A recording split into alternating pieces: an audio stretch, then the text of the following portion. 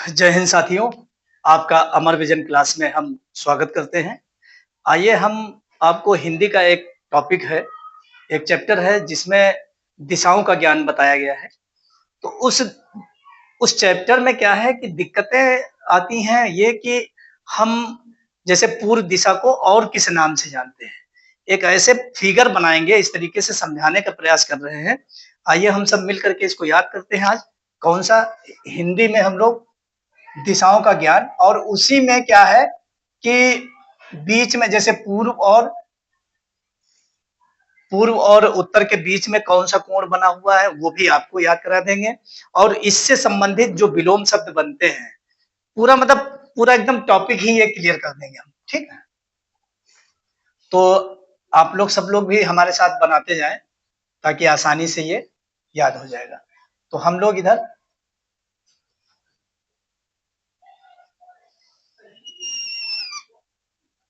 ये हमारी पूर्व दिशा है, पूर्व, और ये पश्चिम दिशा है, ये पश्चिम दिशा है। ये हमारी उत्तर दिशा है, उत्तर दिशा, और ये दक्षिण दिशा है। अब हम लोग इसको सीखना क्या है हमें? सीखना ये है कि और किस नाम से जानते हैं इसको। बस बात तो यही बतानी है हमको। बाकी तो सभी को पता है कि ये पूर्व है, ये पश्चिम है, और ये उत्तर है, ये दक्षिण है। इसमें कौन सी नई बात हम बता दिए। लेकिन पूर्व को और किस नाम से जानते हैं? तो पूर्व को हम जानते हैं प्राची के नाम से। किस नाम से? प्राची के नाम से, ठीक। और पश्चिम को किस नाम से और जानते हैं इसे? तो पश्चिम को कहते हैं प्रतीची।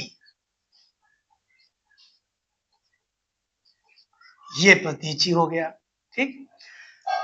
उत्तर को किस नाम से और जाना जाता है? तो उत्तर को उदीची के नाम से जानते हैं। यहीं लिख लेते हैं हम लोग, उदीची, उदीची के नाम से जानते हैं। और दक्षिण दिशा को किस नाम से जानते हैं? तो दक्षिण को जानते हैं अवाची। बहुत ही खेल खेल में तैयार हो जाएगा। और ये हिंदी में ये चैप्टर यहाँ से क्वेश्चन आपको हर परीक्षा में पूछा जाता है। आपको हर कहीं न कहीं किसी न किसी एंगल से किसी न किसी परीक्षा में देखने को यहाँ मिल जाएगा। अब ये जो बीच में हम बना रहे हैं, ये हमारा क्या है कि बीच का, इनके बीच में कौन सा कोण बनता है, ये भी हम लोग याद कर लेते हैं यहाँ पर, ठीक। चलिए देखते हैं, इसको रेड पेन से लिख लेते हैं। हाँ, ये उत्तर दिशा और पूर्व दिशा, उत्तर और पूर्व के बीच में जो कोण बनता है उसे कहते हैं ईशान कोण। क्या कहते हैं? ईशान, बड़ी ई की मात्रा और सलजम वाला सा, और फिर बड़े आ की मात्रा, और फिर ना, ईशान। और ईशान देवादिदेव महादेव का पर्याय है, यानी कि शिव जी। तो यहीं पर हम लोग ब्रैकेट में जानकारी के लिए हम लिख लेते हैं, ईशान किसका पर्यायवाची है? तो ये शिव जी का पर्यायवाची है, ठीक।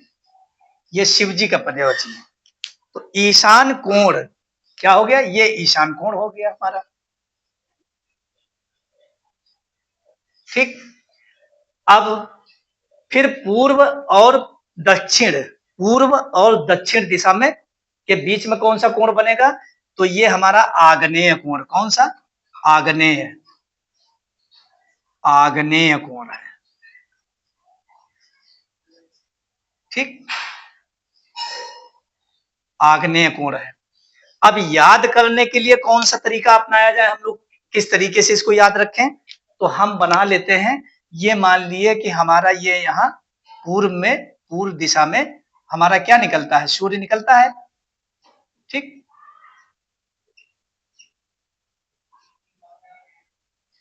तो ये जब पूर्व दिशा में सूर्य निकलता है, तो सूर्य जब रहेगा तो वहां तो गर्मी होगी। ये हमने सूर्य बनाया। तो अब जब आपका सूर्य बना हुआ है, तो ये आप ध्यान रखिए, दिमाग में रखिए कि जहां सूर्य होगा वहां अग्नि यानी आग, आग्नेय, तो हम लोग इसी को इसी से रिलेट कर लेते हैं, यानी कि ये आग्नेय। जिस साइड यानी पूर्व और दक्षिण दिशा में कौन सा कोण बनेगा, तो आग्नेय कोण बनेगा, ये ध्यान रखना है, इसीलिए हमने फिगर में हमने बना दिया। ठीक, अब आते हैं हम लोग क्या करते हैं, फिर पश्चिम और दक्षिण दिशा में, पश्चिम और दक्षिण दिशा के बीच में कौन सा कोण है, तो यहां पर आप लिख लेंगे नैऋत्य। कौन सा है, नैऋत्य। ये नैऋत्य कोण हो गया। ठीक, फिर अब ये नैऋत्य हो गया। अगर अब बचा कौन सा, ये उत्तर और पश्चिम के बीच का कोण कौन सा है, तो ये आपका बचा हुआ जो बचा है, तो ये वायव्य है। कौन सा है, वायव्य। ये हमारे पूरे कंप्लीट हो गए। अब प्राची को और भी किस नाम से जानते हैं, तो प्राची को लिख लीजिए प्राच्य भी कहते हैं।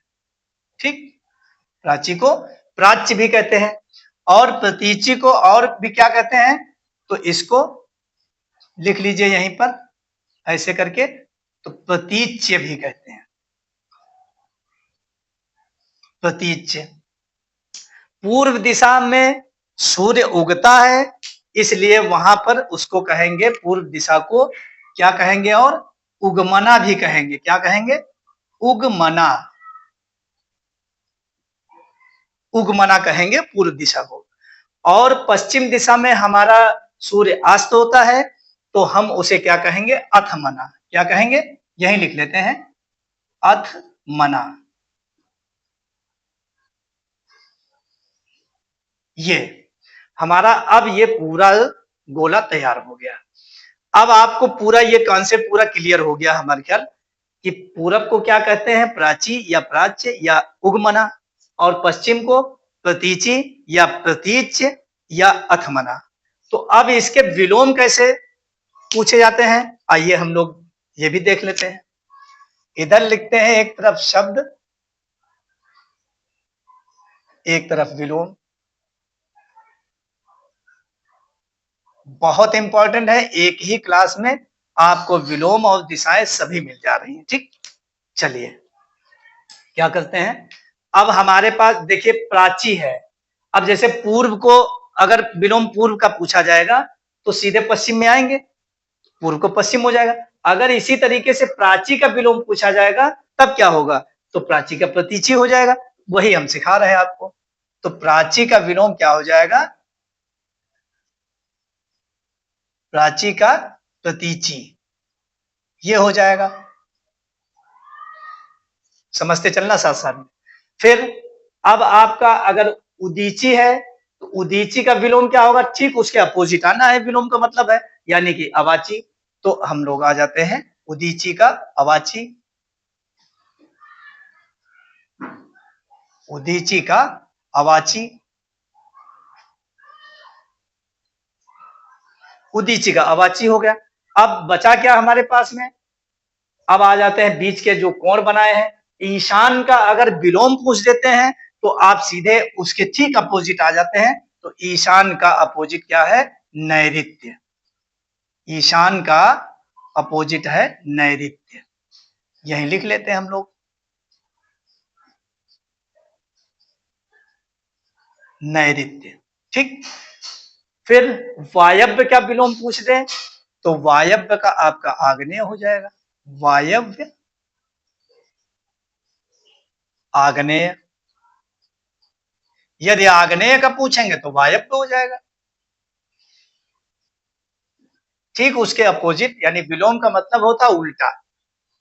तो हमारा उदीची का अवाची, प्राची का प्रतीची, और वायव्य का आग्नेय, और ईशान का नैऋत्य। ठीक, ये चार हमारे विलोम हो गए। ठीक, अब हमें और क्या जानना है, अब जैसे प्राच्य कह दें, प्राच्य का क्या होगा विलोम, तो प्राच्य का प्रतीच्य हो जाएगी। ये देखिए लिखा हमने, प्राच्य का प्रतीच्य। ठीक, अब उगमना का अगर विलोम पूछा जाए, उगमना, उगमना का विलोम, ये देखिए लिखा है हमने, अथमना कर दीजिए,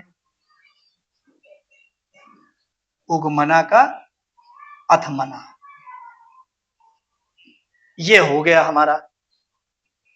अब इससे संबंधित जितने भी प्रश्न बनने वाले थे हमने सारे आपको बता दिए, और यहां से आपको विलोम भी पूछा जाएगा, और आपके ये ईशान कोण भी पूछे जाते हैं कि उत्तर और पूर्व दिशा के बीच में कौन सा कोण बनता है, तो आपके सामने लिखा हुआ है, ये ईशान कोण बोलते हैं।